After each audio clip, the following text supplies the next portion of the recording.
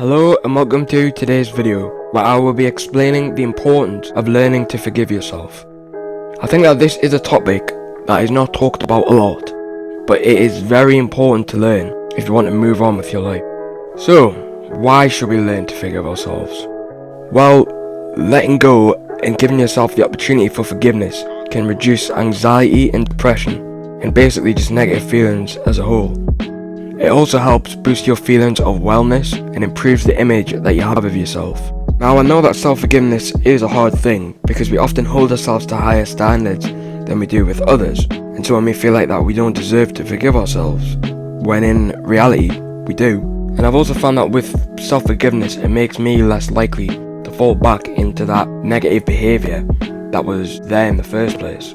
Now, I do think for things such as traumatic events that we unfairly blame ourselves for, even though it is not our fault or even in our control, that we should seek professional help because we don't need to forgive ourselves for someone else's actions. And you can also avoid an excess of guilt and regret for what you've done as you begin to accept your actions and start to peel back the layers of excuses and rationalizations of your actions. Now, of course, all of this is not easy and it's not supposed to be, but how can we begin to start forgiving ourselves?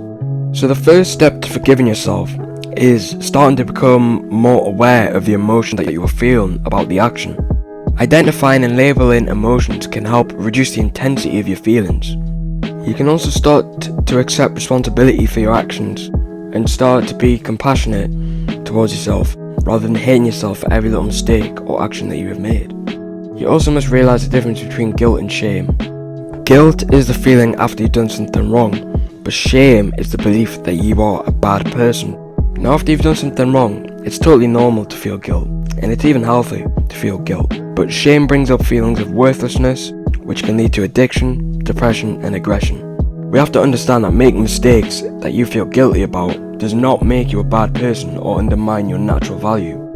And finally, making amends is also, of course, a part of forgiveness. One way to move past your guilt is to correct your mistakes. You can not only apologize, but also begin to change your actions. Forgiving yourself becomes much easier. It doesn't just benefit that, but it also benefits the other party, and it means that you'll never have to wonder if you could have done more. But all that said, you must also practice balance. It's all well and good practicing self-forgiveness, but it also must be accompanied by consciously practicing empathy, because if you do not, then you may forgive yourself without feeling bad for the person that you've hurt. This is important in order to achieve balance.